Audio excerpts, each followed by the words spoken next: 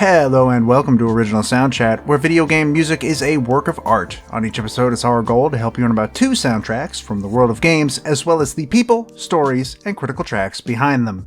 My name is DeVader, and we're brought to you by Anonymous Dinosaur and Rhymes with Asia. It's time to appreciate great OSTs and the games they come from, without getting too bogged down in music theory. And this week, we will be talking about 2019's 13 Sentinels, Aegis Rim, a sweeping sci-fi story about high school, giant robots, and kaiju, featuring over a dozen protagonists and the beautiful hand-drawn artwork of Vanillaware. It's another solo episode, folks. Unfortunately, it's been a very busy couple weeks for Peter, so and it's about to be a busy week for me as well. So we're doing one solo episode this week, and then there will be a solo episode next week, and then hopefully, fingers crossed, we will be back to a 2-person episode the week after that. Here's hoping. Please, I don't know, cross your fingers for us or whatever. But for once, we kind of have a theme between the 2 weeks, which is 13. In this case, the 13 is for the fact of 13 Sentinels. That one's pretty easy to get, I feel like. So, what have I been playing? How am I doing? I'm doing pretty alright. I started a lot of games in the past week and a half. Obviously, I'm very far into Resident Evil 4, the remake. I'm currently near the end of the castle. I'm like second half of the castle, somewhere in there. So, I'm on my way to go teach Salazar a lesson and all that. It's very good so far. I'm having a great time. Ashley's voice actor is absolutely killing it. She is so good. And in the section where you play as her, they made that section so much better. And she is a huge part of why it's so much better. It's great. I love it. I also started Persona Q2 because I, for some reason, was just getting the itch to play Persona Q, and I haven't played Persona Q2, so it's just become my before bed game on 3DS. I am on the 3rd floor of Junesic Land, which is the second labyrinth, and I just got access to the investigation team. So right now, my team is rocking female protagonist from 3, Makoto, and Shie in the front row.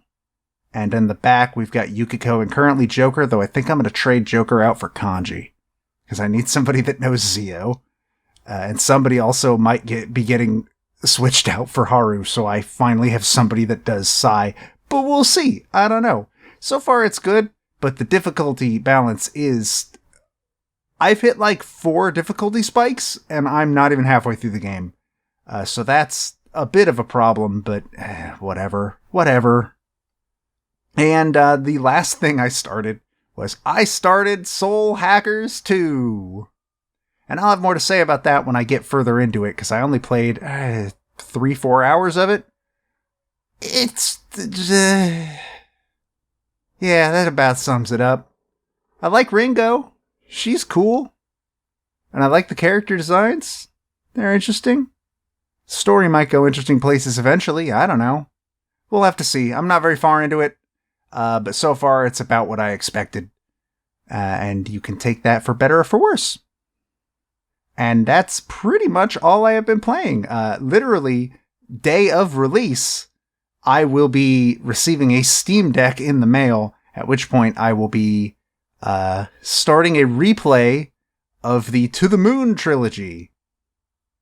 Because something is wrong with me, I guess. So, look forward to hearing about that later. But for now, we're not going to talk about To the Moon. We're going to talk about 13 Sentinels, Aegis Rim. And this is going to be a weird one because I feel like I'm going to have to walk on eggshells the whole segment. So, here's the thing.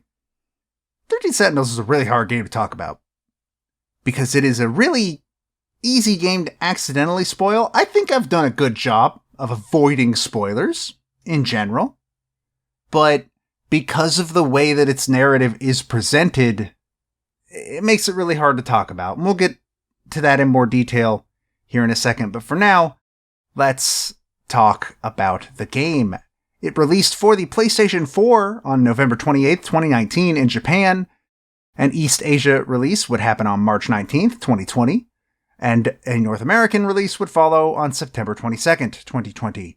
It then got a Nintendo Switch release on April 12th, 2022 worldwide. That is honestly the version that I would personally recommend. I don't think the PlayStation 4 version would take away from it. That's the one I own. It's just not the one I played. But it was really good on the Switch. Like, it's really well suited for a portable system. And people that have played it probably know what I'm talking about. It was developed by Vanillaware and published by Atlas in Japan and Sega in the rest of the world. I think this is the first Vanillaware game we have ever talked about. In fact, I don't even need to say I think. This is the first Vanillaware game we've ever talked about. They are a studio that is well known for making very pretty 2D games. That is their bread and butter. They don't usually sell super well. And a lot of the times, they're also super hard. I know Odin Sphere, one of their most famous games, is supposed to be just nails hard. Like, oh man, a game I personally have no desire to ever go play. So what is 13 Sentinels? So 13 Sentinels, in terms of gameplay, is split into two types. There's Remembrance and Destruction. Remembrance takes the form of an adventure game where the player takes control of one of 13 protagonists, all acting out their own stories, some of which intertwine with each other and can also provide more information that is important for other characters' stories. And these sections are side-scrollers. They're typically confined to a few areas, and they allow you to talk to certain characters around the world. Each character can access a thought cloud that displays keywords above their head, and you can select and hear the character's thoughts on that concept, whether it be a new person, a thing, an event, etc. You gain new thoughts and keywords over time as you interact with stuff, and these thoughts can then be used to trigger new dialogue with certain characters, and the idea is to figure out how to further the story in each section. Destruction, however, is completely different from that, as it takes the form of a top-down perspective RTS, that's real-time strategy for people who don't know. I don't think we've ever talked about an RTS game before either. That's interesting. Where the player again controls a number of the 13 protagonists as they pilot giant robots known as Sentinels, with the goal of fighting off swarms of kaiju that are attempting to reach and destroy a terminal in the center of the map, with the terminal being closed and the stage ending when all waves have been defeated. Every Sentinel has its own weapon set, movement speed, and abilities. Some are better for close combat, some are more suited to support, and some are just a lot better at ranged combat with missiles and lasers and stuff. It just depends on which Sentinel you are controlling. If the Sentinels are damaged, they can be repaired, but this requires the pilot to exit the Sentinel and essentially be standing on the street without protection, and this leaves them vulnerable to attack. And so it's something you want to be cautious about.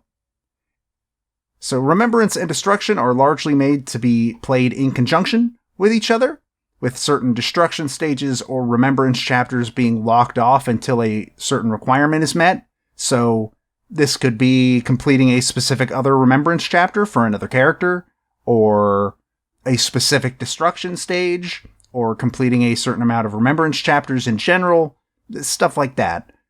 You'll finish a chapter and sometimes it'll just put up a lock and say, you can't go forward in this story, or you can't go forward with this, with the destruction stages until you've done this and all that. So as I alluded to earlier, because of the nature of how this game is formatted, where you can play any of the stories in basically any order, essentially, everybody's going to learn different details, aspects, and twists of the plot in a different order from everybody else. And that makes the game really, really hard to talk about. As I learned when I was trying to talk to Matt, who had played it while I was playing it, and Matt essentially had to tiptoe around things because he had absolutely no way of knowing what I already knew, because we could have learned things in completely different orders from each other, and we did, as we found out when I finished. It's also a game that kind of lives and dies by its narrative twists and turns, and so people who have played it are usually very cautious about how they talk about it to those who haven't. Essentially, for a lot of fans of 13 Sentinels, if you ask them what the game is about, their answer will be, play the game.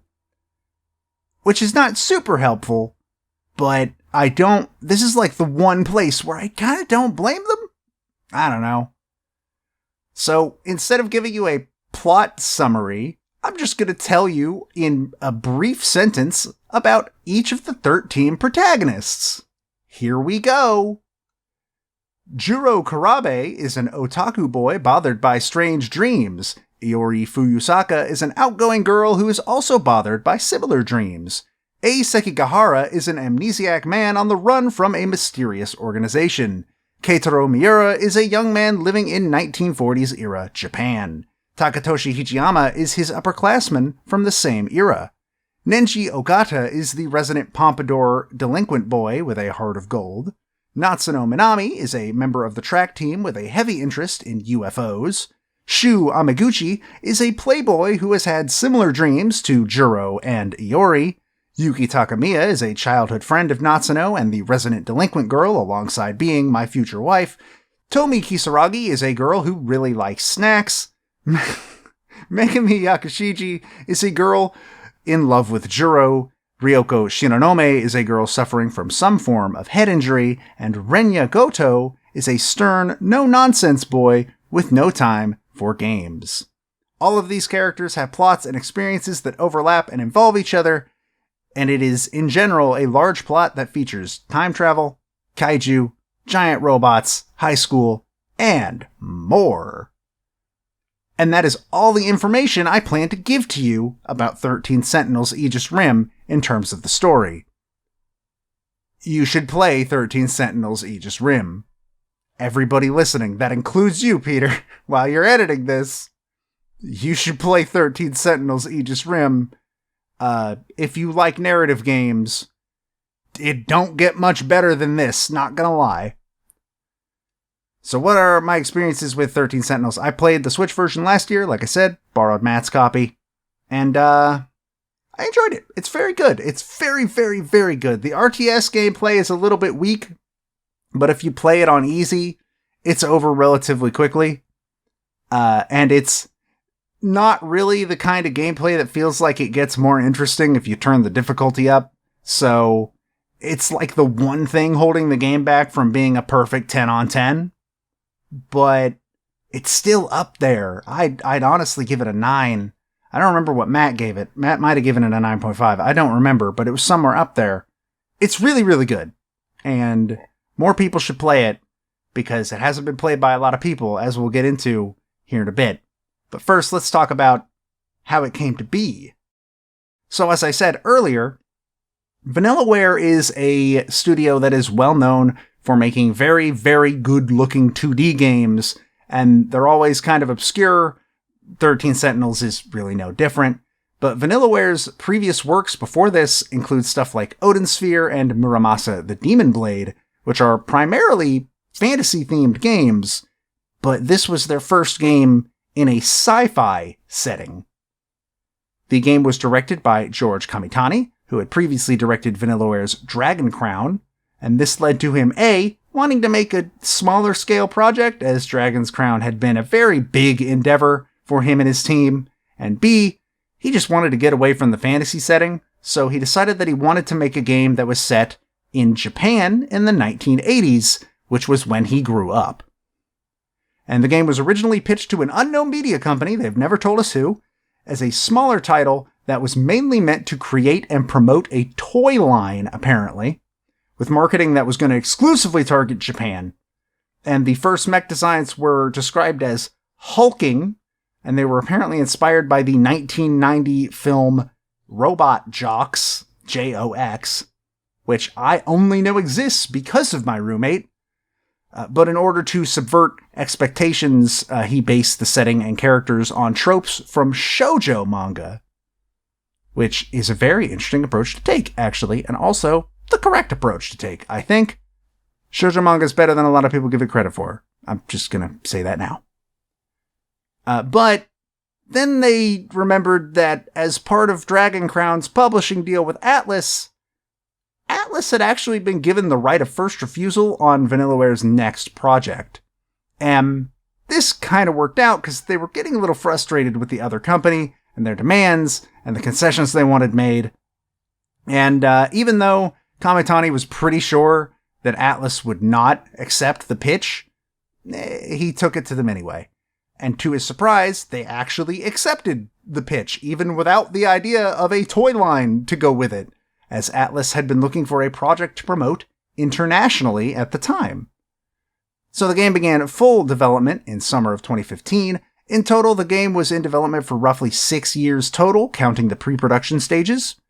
The original platforms were PS4 and Vita, but the latter was dropped when A, they realized it would be too much extra work, and B, the Vita went the way of the Vita. And the idea of a narrative that featured multiple protagonists was inspired by the Japanese television show Chugakusei Nikki, with the original number being closer to 7 or 8 characters. This was changed around the time they started doing character concepts, and they decided to up it to 13, I guess. The game being primarily set in the 80s was because Kamitani did not have a good enough knowledge of what high school was like in modern day, because he's old. And he also just wanted to be able to write a story without having to worry about smartphones existing, as in his mind, that would lead to more face-to-face conversations as opposed to texts and stuff like that.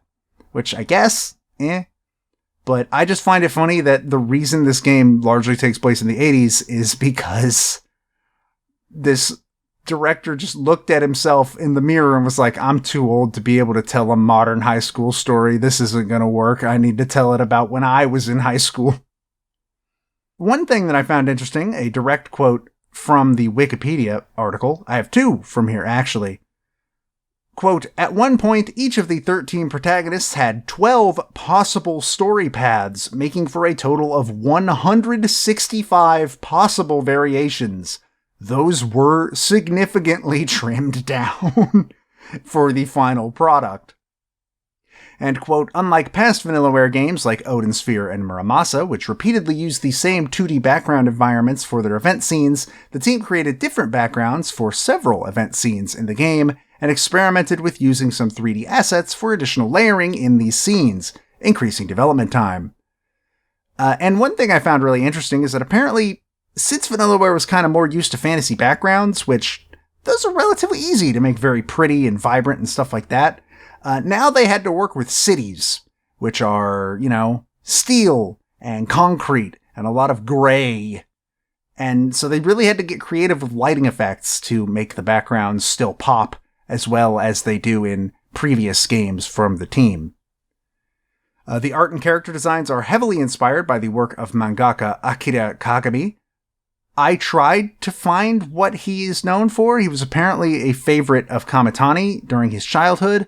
I could not figure out what manga he's known for. I did find that there was an Akira Kagami who did character concepts for Macross.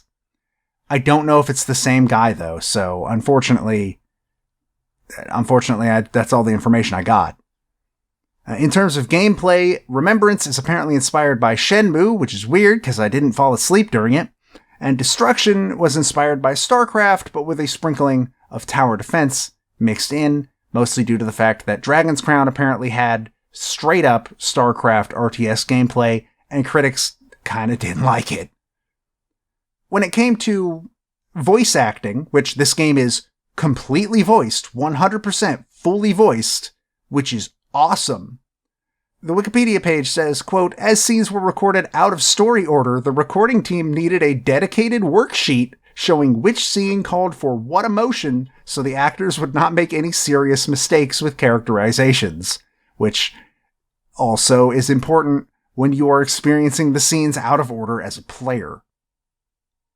13 Sentinels reviewed pretty well upon release. PS4 has an 85 on Metacritic, an 88 on Switch. The Switch version has a review by our very own Matt. Critics were largely split on the RTS gameplay, but nearly all of them agreed that the narrative side was the main reason to play the game. A lot of praise was given to the character writing, well done localization, music, and of course, the Vanillaware standard beautiful visuals. As of November 2022, the game has sold roughly 800,000 copies, which, in terms of video games, kinda doesn't sound like much, but apparently, the 100,000 units that were sold in Japan before the worldwide release, quote, exceeded Atlus's sales expectations. So I guess they didn't expect it to sell a whole bunch, and 8 times that is pretty damn good. It won Best Scenario and Best Adventure Game at the Famitsu and Dengeki Game Awards. It was also nominated for Game of the Year, Best Graphics, and Best Rookie Game. It was the only video game nominee at the Seiun Awards, which I guess is a Japanese award show specifically for sci-fi writing and sci-fi works. It won that award in 2020. And it was nominated for Best Narrative at the Game Awards, which it lost to The Last of Us Part 2. And it was robbed. It was robbed. It was robbed. That's not even me, not being a huge fan of Last of Us Part 2. It was robbed. But, I mean, whatever. It's fine. I didn't expect it to win that award anyway, but it's a really good narrative. I'm just saying it's really good. So, we're going to talk about a composer by the name of Mitsuhiro Kaneda. He was born on April 29th, 1974 in Tokyo, Japan. He has blood type O, and he currently works for the organization Base Escape, which is a company run by Hitoshi Sakimoto, who we talked about back in episode 162 for his work on Final Fantasy Tactics Advance. And in terms of his discography, the fact that I can only find that is a little bit interesting, because his discography is pretty good. He worked on Final Fantasy Tactics A2, Grimoire of the Rift, Soul Calibur Legends, Muramasa the Demon Blade, Tekken 6, the PSP version of Tactics Ogre Let Us Cling Together, Crimson Shroud, Devil's Third, the PS4 remake of Odin's Sphere, which has a name that I'm not even going to attempt to pronounce, Leafthrosser? I said I wasn't going to attempt to pronounce it, and then I did. Of course, 13 Sentinels, Aegis Rim, and most recently, he worked on the Switch release of the arcade game Espgaluda 2, which I'm not familiar with, but there you go. So in terms of historical development research for 13 Sentinels itself, the lead composer for the project was, of course, Hitoshi Sakimoto, but it was also worked on by Mitsuhiro Kaneda, Yukinori Kikuchi, Yoshimi Kuro, Rikako Watanabe, Kazuki Higashihara, and Azusa Chiba, with all other aspects of sound design being handled by Masaki Kaneko. And 2 quotes from the Wikipedia article, quote, Kuro, Kaneda, and Kikuchi handled the battle tracks based on Sakimoto's direction for tracks, which changed based on the player's progress through the stage. And quote, another difference compared to earlier Vanillaware projects was that more of the tracks were designed with a specific story-based theme, such as shopping on the high street. So, it was a different approach than Vanillaware's ever used. That is news to me, because this is actually the only Vanillaware game I've ever played. I've never touched any of the others. I think I knew about Muramasa back in the day, but I never played it, unfortunately. Alright, let's get into the 5 critical tracks for 13 Sentinels, Aegis Rim. This is a pretty good soundtrack, and we're gonna start with the opening theme. This is Brat Overflow.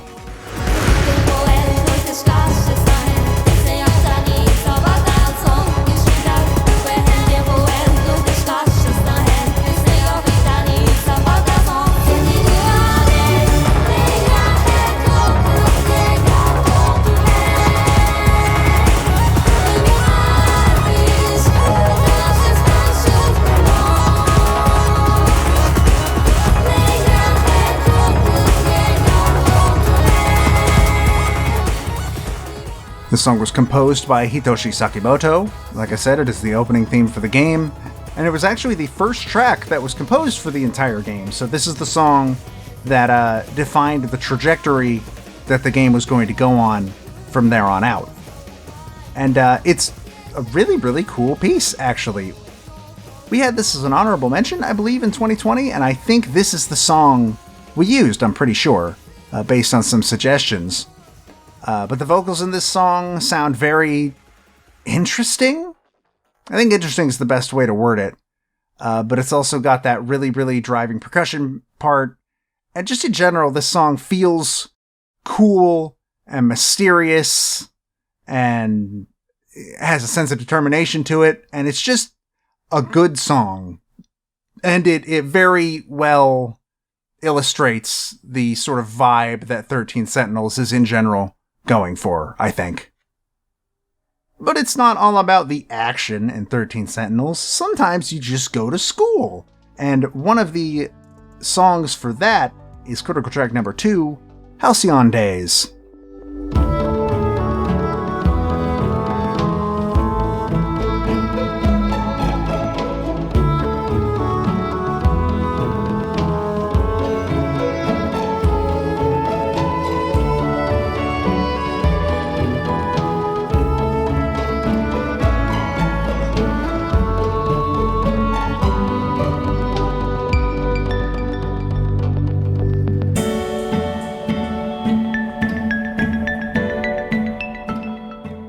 This track was composed by Yoshimi Kudo. I don't know, it's just good. There are a lot of tracks that are used primarily in the school, which I believe this is one of them. I can't remember for sure, but I'm pretty sure. And it just feels peaceful. It's a peaceful school life. Some might say the calm before the storm, I don't know. But it just feels very... I don't know how else to describe it other than peaceful. I really, really dig the woodwinds in here. I think they work super well. The plucking strings are also very, very good. And it just feels nice. It's a nice piece to listen to. I enjoy it a lot. Following that is critical track number 3. This is Voyage to Tomorrow.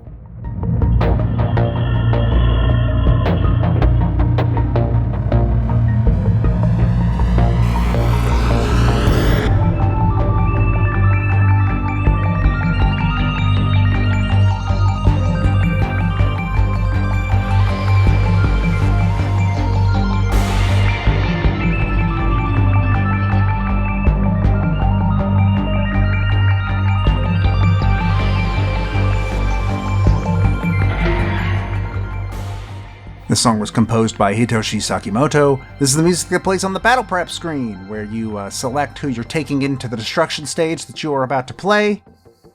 You can also hear this while you're upgrading Sentinels and stuff, which is something you can do with experience and all that. Which is something you need to do or you're going to get destroyed. And I don't know, the tension and just sort of the sinister feeling of this...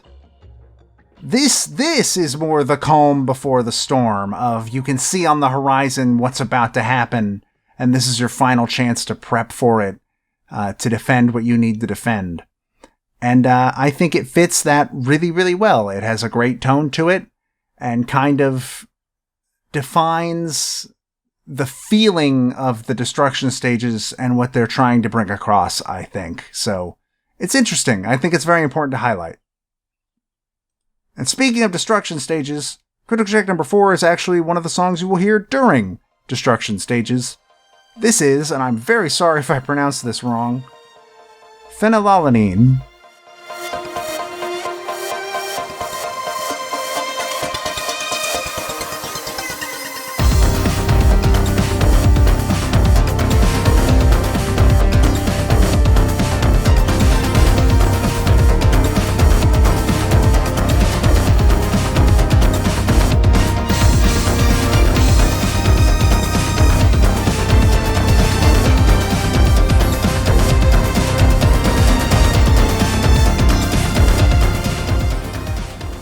This one was composed by Mitsuhiro Kaneda, so there we go, we got one of his in there. Like I said, this is a stage theme for a destruction stage. I could not tell you which one, because they all blend together in my head, outside of some of the plot that happens in some of them. But I think this kind of fits the destruction stages very well. In general, it's my favorite of them. They're all named after like amino acids or something. So they're all that hard to say. To be perfectly honest, I don't know why, but they are. So, you know what? I've seen worse naming schemes. And I just think that this song is neat. It feels cool, even though it starts out a lot calmer than you would expect from a kaiju giant robot fight game. But then it does get into a more action feeling groove to it. And it definitely fits. I can like legitimately hear voice lines from when you select characters from this song. Like I hear them so clearly in my head that it's crazy. Particularly one of Shu's, and some people might know exactly which one I'm talking about. I don't know, this is my favorite of the destruction stage themes. I think it's really, really cool. I think it feels good, and it kind of highlights the vibe of destruction stages while they are in progress. And the last track on the critical track number 5, some might say, this is Seaside Vacation.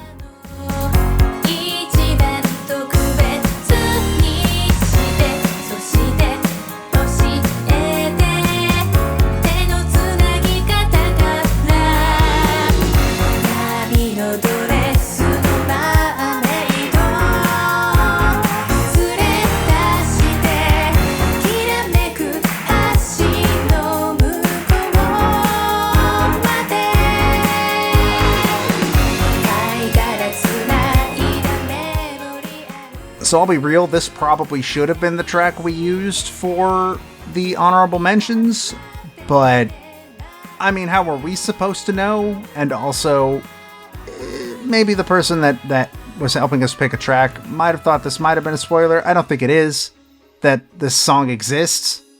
I will not say where it plays or what it is at all.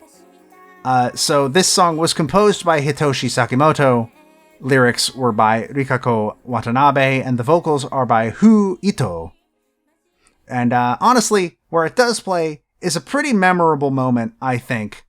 And a quote that was actually about this song that I was able to find, it says, quote, "In keeping with the main setting, the song's style was based on Showa-era pop songs, though there were no particular inspirations behind the song and singer." So I find it very interesting that it got to be like it was an 80s pop song. That's what they were trying to do, an 80s Japanese pop song, which is cool. And I think they kind of nailed it from what I've heard of 80s pop in Japan. Granted, not a lot of that in my life, but you can definitely sort of tell that that's what they were going for. And again, maybe one of the more memorable moments of the entire game when this plays. And if you want to know where that is, you're gonna have to go play the game, because I'm not going to tell you. So, how about tracks on the cutting room floor? I actually have 2 destruction stage tracks on the cutting room floor. The first, and I cannot believe I put another one on here knowing how hard they are to pronounce. The first one is Isoleucine.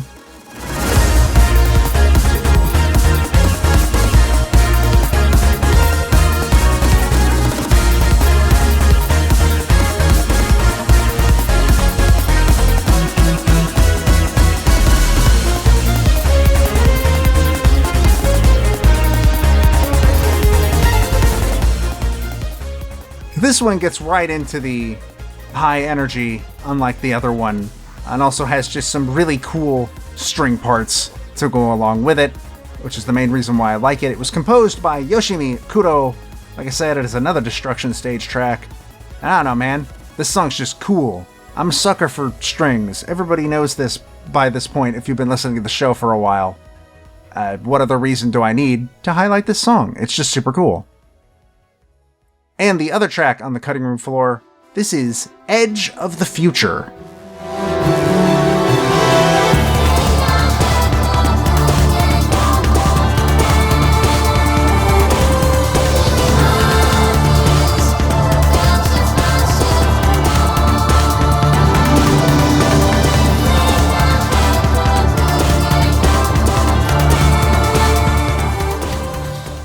So this is the final battle theme composed by Hitoshi Sakimoto. This song's really cool. The last stage, even on easy, is quite difficult. It's a lot. I've seen a lot of people talk about how the game basically can't handle loading how much a lot it is, which is really interesting and fun and better than it sounds. But it is really cool feeling, even on easy, I think. But you know things are getting real in a final battle theme when vocals come in near the end of it, and that's what happens in this song. It's really cool. Some of the vocals near the end are very reminiscent of Brat Overflow, which is a cool full circle thing. And honestly, it's just a cool piece. I couldn't really justify replacing any of my Critical 5 with it, but I did want to make sure I gave it a shout out. I think it was important to do that. So what will I never forget about 13 Sentinels Aegis Rim? One of the most interestingly told narratives I've ever experienced in a game. It sucks you in immediately. The end of almost every chapter is sort of a what moment, some more than others. And it's just constantly catching you off guard. You might think you know what the plot is, and then the game's like, you wish you knew, and then just throws you off completely. It's really interesting, and it's really, really good. And if you like games that have really good, well-told stories, 13 Sentinels is a game you should 100% play. You can get it for pretty cheap nowadays, both on PS4 and Switch.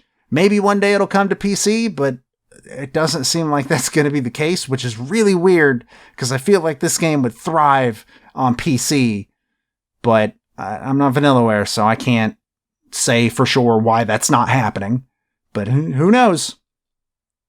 And that will do it for this episode of Original Soundchat. It's been fun to talk about 13 Sentinels. Weirdly enough, I've been meaning to talk about 13 Sentinels for months. It has been pushed back like 5 times because of like other releases and stuff that just kept pushing it back. And I'm glad I finally got the chance to do it. It's a little bit of a bummer that it had to happen in a solo episode, but these things happen. And, you know, we got to do what we can. And I'm glad that you guys are bearing with us for this. And I hope you're still having fun with these shorter solo episodes that are just teaching you about one game instead of 2. But anyways, that'll do it. If you want to follow me on Twitter, you can find me at String Pixel. You can find Peter over at Pete Speak Easy. The video version of this podcast can be found on the YouTube channel Rhymes with Asia, but if you're looking for the audio version, you can find that at anondino.squarespace.com or on any podcatcher of your choice. That includes Google Podcasts, Apple Podcasts, Spotify even, which we even have not just our really cool feed of episodes where you could listen to all of them. We also have a playlist where if a game that we talk about has its soundtrack on Spotify or any of its tracks in general, then they go on this monster playlist, which we might have passed 100 hours by now. I don't think we have, but I know we are really, really close to that playlist being 100 hours long, which is insane. And if you really want something with a crazy amount of variety to it, that's the playlist to look up. And unfortunately, 13 Sentinels is not on Spotify, so it will not be added, which is a shame because I really, really like Seaside Vacation, and I wish I could listen to it easier than I am able to now. And once you're done listening to that and listening to some music, you can find the show on social media at Soundchat OST. You can give us feedback and suggestions. I'm pretty sure the next, 3 games that I'm talking about are games I have never played, but were suggested by listeners. So we're getting into those. We do listener suggestions quite often. So if you have a game you want us to cover, let us know. We are happy to hear about it. So, as mentioned earlier, it'll be another solo episode, this time with Peter, talking about a different game, and the artist that he will be talking about is Skrillex. And that's really it. So let's get into the playing out, which we usually use a fan cover or remix whether it be from YouTube, OST Remix, stuff like that. Usually from YouTube, because that's the place to find covers nowadays. And I managed to find an English cover of Seaside Vacation. It is by the YouTuber Music, that's Mewsic. Very good name. And I don't know, it's just very good. I again, really like Seaside Vacation. And I think that this vocalist does a very good job at making it sound pretty alright in English, honestly. So please enjoy that. We will see you next week. Thank you for listening to Original Soundchat. Take care. A beautiful dress of waves and mermaid song. I'll take them with me now.